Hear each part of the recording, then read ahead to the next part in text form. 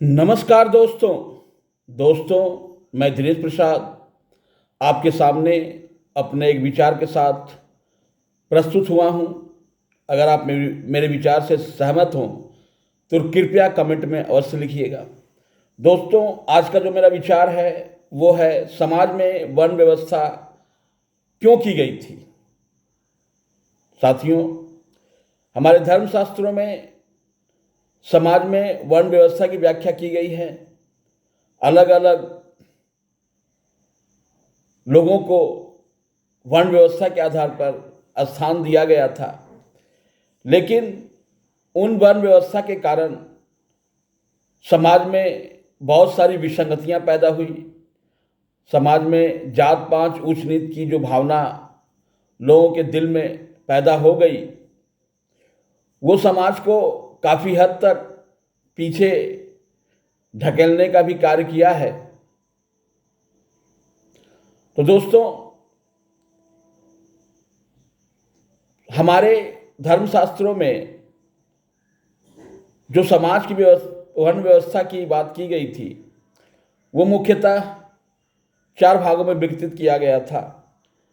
एक ब्राह्मण, दूसरा क्षत्रिय, तीसरा वैश्य और चौथा शूद्र या दलित भी आप कह सकते हैं। ब्राह्मणों की जिम्मेदारी थी कि वो समाज को शिक्षित करे, शिक्षा का प्रचार प्रसार करे, समाज को ज्ञान के माध्यम से रोशनी प्रदान करे। क्षत्रियों को समाज की, देश की रक्षा सुरक्षा का भार सौंपा गया और उनकी जिम्मेदारी थी कि वो आक्रमणकारियों से और समाज को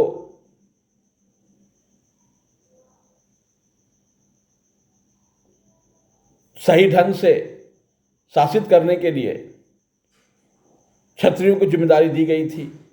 वैश्य को व्यवसाय, कारोबार, समाज को व्यवसायिक गतिविधियों के लिए जिम्मेदारी वैश्यों की थी और शूद्र को इन ब्राह्मण, वैश्य, क्षत्रियों की सेवा कार्य का भार सौंपा गया था। परंतु जैसे जैसे समाज का उत्थान हुआ, जैसे जैसे समाज में प्रगति हुई और समाज में लोगों की चेतना जागृत हुई, तो लोगों को ऐसा लगने लगा कि इस वर्ण व्यवस्था के कारण समाज में बहुत सारी विसंगतियां पैदा हो गई है, समाज को तोड़ने का कार्य किया जा रहा है। जो उच्च वर्ग के लोग रहे वो निम्न वर्ग के लोगों को दबाने और उनसे नाजायज तरीके से कार्य लेने का प्रयास किया जा रहा है। तो साथियों, आज ऐसा भी देखा गया कि वर्ण व्यवस्था के कारण लोगों को, जो निम्न वर्ग के लोग थे, उनमें शिक्षा का प्रसार प्रचार कम हुआ, तो उनका सामाजिक उत्थान भी बहुत कम हुआ। लेकिन आज समाज में इन सारी कुरीतियों को खत्म कर दिया गया है, इन सारी चीज़ों को हटा दिया गया है और समाज अब शिक्षा के आधार पे, समाज अब ज्ञान के आधार पे आगे बढ़ रहा है। जो जितना सक्षम है, जो जितना ज्ञानी है, वो समाज को नेतृत्व देगा, वो समाज को लेकर आगे बढ़ेगा।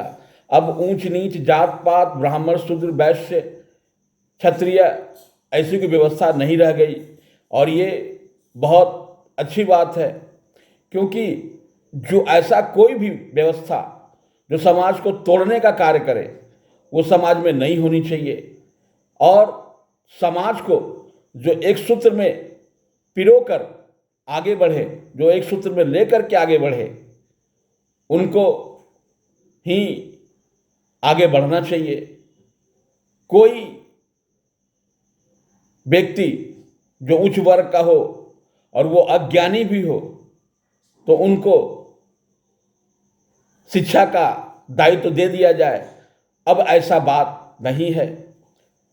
अब जो व्यक्ति ज्ञानी है, जो सक्षम है, उन लोगों को उनको समाज में शिक्षा का प्रचार करने की जिम्मेदारी दी गई। आज हर व्यक्ति को देश और राष्ट्र की सुरक्षा का भावना पैदा किया गया। हर कोई व्यक्ति आज देश और राष्ट्र में अपना योगदान दे सकता है और कभी भी राष्ट्र और देश में, समाज में असुरक्षा की भावना पैदा होने लगे तो उसकी रक्षा की जिम्मेदारी सभी लोगों की है।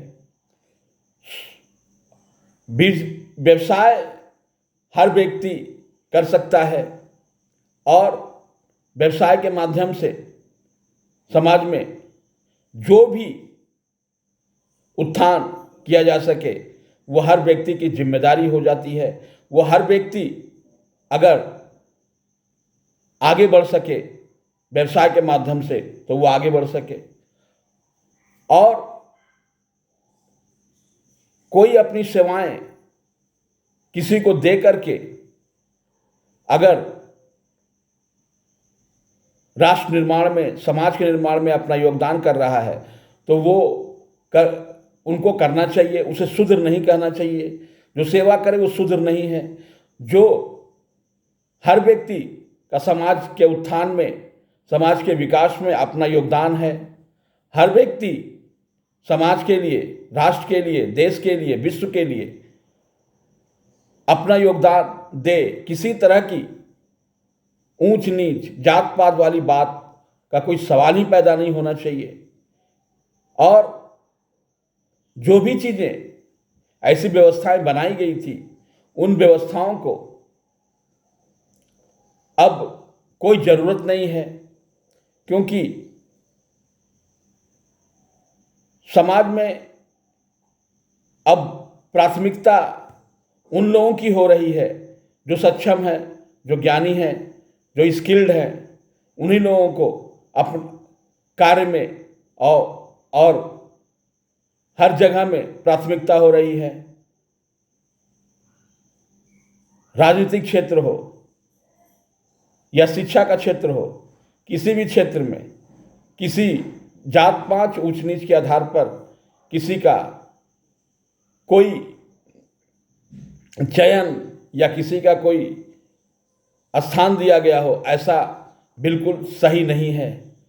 तो दोस्तों, अब समाज को आगे बढ़ाने के लिए, देश को आगे बढ़ाने के लिए, राष्ट्र को आगे बढ़ाने के लिए, भारतवर्ष को विश्व में अपना प्रथम स्थान दिलाने के लिए ये बहुत ज़रूरी है कि हम जात पात, ऊंच नीच की भावना से बाहर निकल करके एक सूत्र में आगे बढ़ करके, एक साथ आगे बढ़ करके राष्ट्र निर्माण की बात करें, राष्ट्र निर्माण के बारे में सोचें।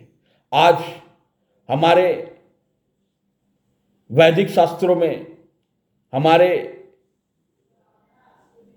पुराणों में, हमारे धर्मशास्त्रों में बहुत ऐसी अच्छी अच्छी बातें कही गई है, लिखी गई है, बताई गई है, जिनको हम पढ़ करके, जान करके आज के जीवन में उसका उपयोग करके बहुत आगे बढ़ सकते हैं। सनातन धर्म करोड़ों वर्ष पुराना धर्म है और जैसे जैसे मानव जाति का विकास होता गया, सनातन धर्म का उत्थान भी होता गया। लोग सनातन की मान्यताओं को लेकर के आगे बढ़ने लगे। हमारे ऋषि मुनियों हजारों हजारों वर्ष तक तपस्या करके बहुत ऐसे प्राकृतिक रहस्यों का उजागर किया जो आज के वैज्ञानिक युग में भी बहुत सारे चीज़ों का खोज पाना असंभव है, जो हमारे ऋषि मुनियों ने अपने तप और तपस्या के बल पर उन्हें खोज निकाला था। तो इन सारी चीज़ों का समन्वय लेकर के आगे बढ़ने की ज़रूरत है। समाज में किसी तरह का योगदान जैसा भी हो, जिसका भी हो, सबका सम्मान होना चाहिए, सबका योगदान की सम्मान के साथ उनका अधिकार मिलना चाहिए। समाज में किसी तरह का कोई ऊंच नीच भेदभाव नहीं होनी चाहिए। तो मैं यही कहना चाहता हूँ कि आप भी अब केवल अपने राष्ट्र की बात करें, अपने देश की बात करें और जगत कल्याण की बात करें, और किसी तरह का मानव में भेदभाव की बात न करें। सबको समानाधिकार मिले, सबको शिक्षा का अधिकार मिले, सबको समाज में समानाधिकार मिले और सभी लोग मिलकर के समाज को, देश को, राष्ट्र को आगे बढ़ाएं और विश्व कल्याण और राष्ट्र कल्याण की बात करें। धन्यवाद।